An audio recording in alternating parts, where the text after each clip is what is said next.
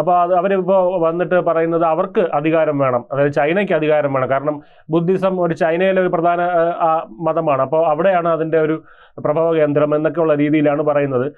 നമുക്കറിയാം ഇന്ത്യയാണ് ബുദ്ധിസത്തിൻ്റെ പ്രഭവ കേന്ദ്രം എന്ന്. പക്ഷേ ഇപ്പോൾ ചൈന അതിൻ്റെ ഉടമസ്ഥാവകാശമൊക്കെ എടുത്തുകൊണ്ട് വന്നിരിക്കുകയാണ്. വന്നിട്ട് പറയുന്നത് അടുത്ത അനന്തരാവകാശം അല്ലെങ്കിൽ അടുത്ത ദലൈലാമയെ കണ്ടെത്താൻ ഉള്ളത് ചൈന സർക്കാരിന് വേണമെന്നാണ് പറയുന്നത്. അത് മാത്രമല്ല, അവരിപ്പോൾ നമുക്കറിയാലോ, നമ്മുടെ നാട്ടിലാണെങ്കിലും കമ്മ്യൂണിസ്റ്റുകാർ ആചാരങ്ങളെ മുറുകെ പിടിക്കുന്നത് എപ്പോഴാണെന്നുള്ളത് ഇലക്ഷൻ അല്ലെങ്കിൽ ഒരു തെരഞ്ഞെടുപ്പ് എന്നുള്ളൊരു സാഹചര്യം ഉണ്ടാകുമ്പോഴാണ്. അല്ലാത്തപ്പോഴൊക്കെ ആചാരങ്ങൾ തിരുത്തപ്പെടേണ്ടതാണ്, അല്ലെങ്കിൽ ആചാരങ്ങൾ മാറ്റപ്പെടേണ്ടതാണ് ആചാരങ്ങൾ എന്നൊക്കെ പറയും. പക്ഷേ ഇലക്ഷൻ എടുക്കുമ്പോൾ ഒരു ആചാരങ്ങളെ മുറുകെ പിടിക്കും, ചന്ദനം ഇടുന്നതിൽ കുഴപ്പമില്ല എന്നൊക്കെ പറയും. അതുപോലെ ഇവിടുത്തെ കമ്മ്യൂണിസ്റ്റ് പാർട്ടി, ചൈനീസ് കമ്മ്യൂണിസ്റ്റ് പാർട്ടിയും ഇപ്പോൾ ആചാരങ്ങളിൽ മുറുകെ പിടിക്കണമെന്നാണ് പറയുന്നത്. കാരണം അവർ പറയുന്നത് ദലൈലാമയെ തിരഞ്ഞെടുക്കുന്നത് എപ്പോഴും ഒന്നുകിൽ ടിബറ്റിൽ നിന്ന് അല്ലെങ്കിൽ ചൈനയിൽ നിന്നായിരിക്കും. ഇന്ത്യയിൽ നിന്ന് ഒരിക്കലും കണ്ടുപിടിക്കാൻ ആചാരം അനുവദിക്കുന്നില്ല. അപ്പോൾ ആചാരങ്ങൾ നിങ്ങൾ കൃത്യമായിട്ട് ഫോളോ ചെയ്തേ പറ്റുള്ളൂ എന്നൊക്കെയാണ് ചൈനീസ് കമ്മ്യൂണിസ്റ്റ് സർക്കാർ പറയുന്നത്.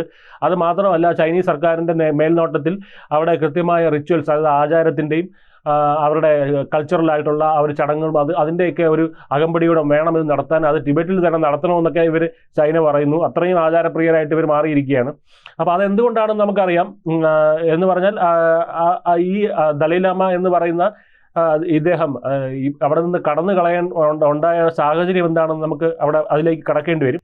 ടിബറ്റ് എന്ന് പറയുന്ന രാജ്യം ഒരിക്കലും ചൈനയായിട്ട് ചേരാനുള്ള യാതൊരു താല്പര്യവും കാണിക്കാതിരുന്ന രാജ്യമായിരുന്നു.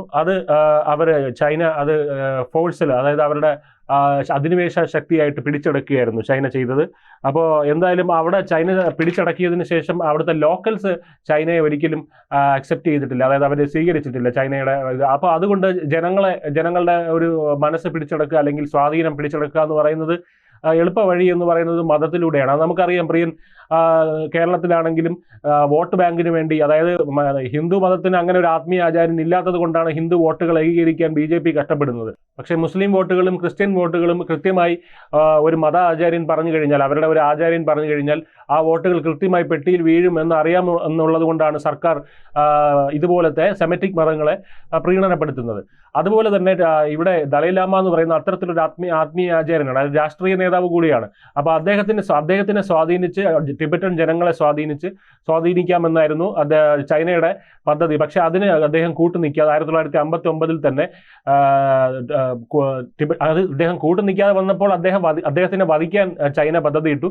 അപ്പോൾ അദ്ദേഹം അവിടെ നിന്ന് കടന്നു കളയുകയാണ് ചെയ്തത് 1959.